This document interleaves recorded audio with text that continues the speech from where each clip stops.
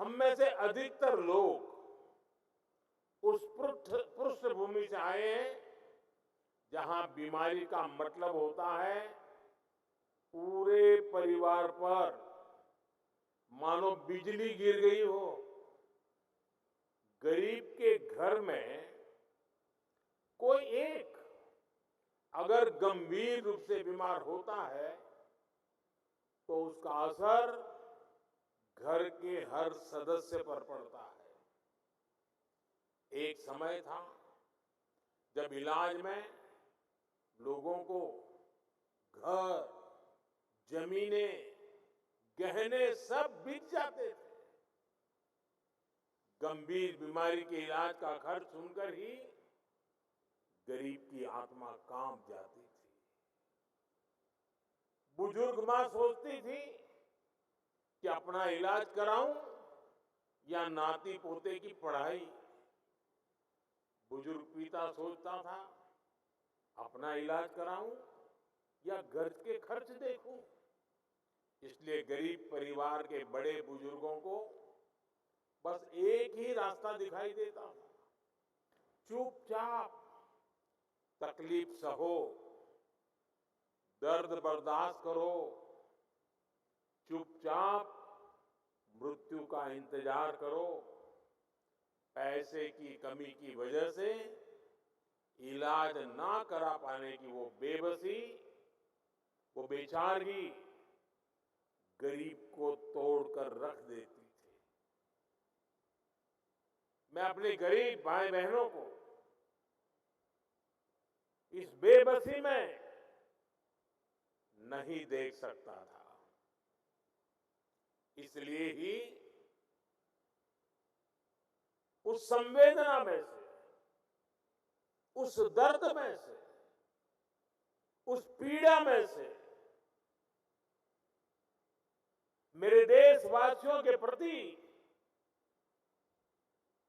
पूर्ण समर्पण भाव में से आयुष्मान भारत योजना ने जन्म लिया है।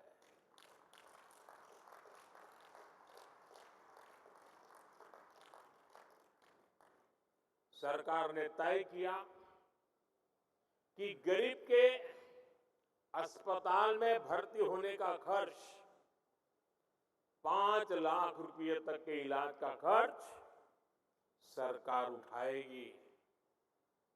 आज मुझे संतोष है कि देश में लगभग 4 करोड़ गरीबों ने आयुष्मान योजना का लाभ उठाया है। ये 4 करोड़ गरीब अस्पताल में भर्ती हुए, इनमें से कुछ तो अलग अलग बीमारियों के लिए कई बार भर्ती हुए, अपनी बीमारी का इलाज कराया और इन्हें एक भी रुपया खर्च नहीं करना पड़ा। अगर आयुष्मान योजना न होती तो इन गरीबों को करीब करीब 1.25 लाख करोड़ रुपए अपनी जेब से देने होते। मैं अक्सर देश के अलग अलग राज्यों में आयुष्मान योजना के लाभार्थियों से मिलता हूं, उनसे सुख दुख की बातें सुनता हूं, उनका अनुभव सुनता हूं।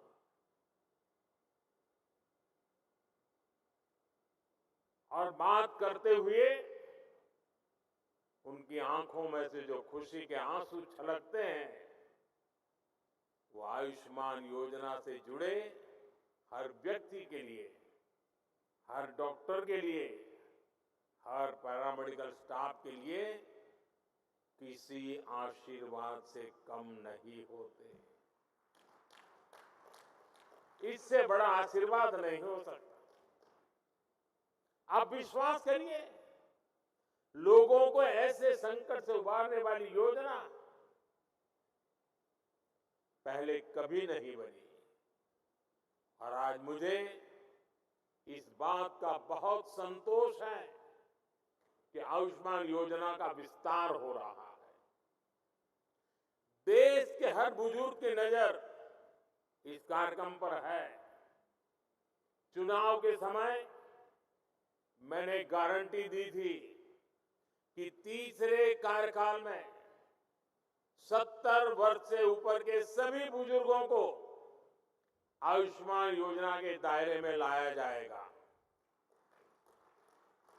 आज धन्वंतरि जयंती पर ये गारंटी पूरी हो रही है।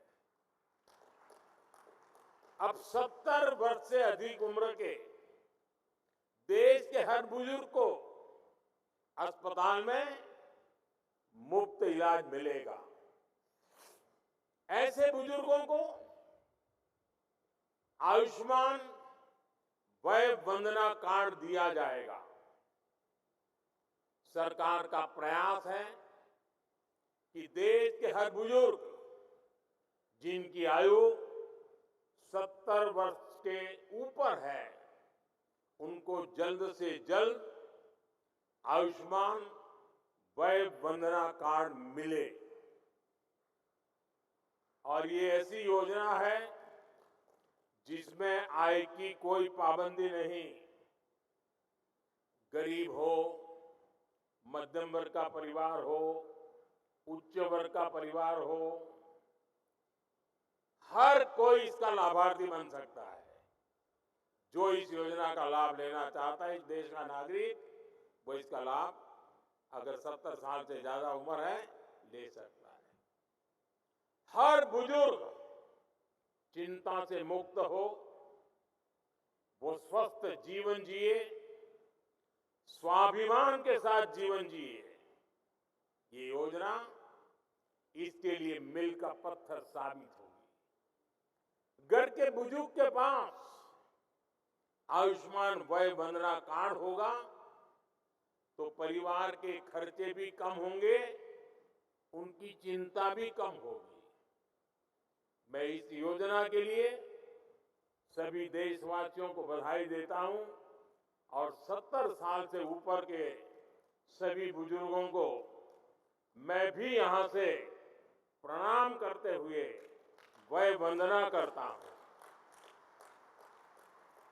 लेकिन साथ साथ मैं दिल्ली के 70 साल के ऊपर के जितने बुजुर्ग हैं और पश्चिम बंगाल के 70 साल के ऊपर के जितने बुजुर्ग हैं, उनसे क्षमा मांगता हूं कि मैं आपकी सेवा नहीं कर पाऊंगा। मैं उनसे क्षमा मांगता हूं कि मुझे पता तो चलेगा आपको कष्ट है, मुझे जानकारी तो मिलेगी, लेकिन मैं आपको सहाय नहीं कर पाऊंगा। और कारण, दिल्ली में जो सरकार है और पश्चिम बंगाल में जो सरकार है, वो इस आयुष्मान योजना से जुड़ नहीं रही है। अपने राजनीतिक स्वार्थ के लिए अपने ही राज्य के बीमार लोगों के साथ जुल्म करने की वृत्ति, ये प्रवृत्ति मानवता की दृष्टि से किसी भी तराजू पर खरी नहीं उतरती है। और इसलिए मैं पश्चिम बंगाल के बुजुर्गों की माफी मांगता हूं, मैं दिल्ली के बुजुर्गों की माफी मांगता हूं। देशवासियों की तो सेवा कर पा रहा हूं, लेकिन राजनीतिक स्वार्थ की वृत्ति की दीवारें मुझे दिल्ली के बुजुर्गों की सेवा करने से रोक रही है, पश्चिम बंगाल के बुजुर्गों की सेवा करने से रोक रही है। और मेरे लिए ये राजनीतिक पहलू से मैं बोल नहीं रहा हूं, भीतर एक दर्द होता है कि जिस दिल्ली से मैं बोल रहा हूं,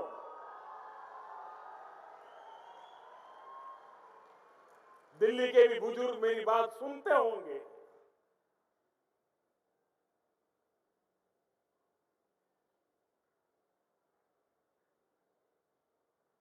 मेरे दिल में कितना दर्द होता होगा।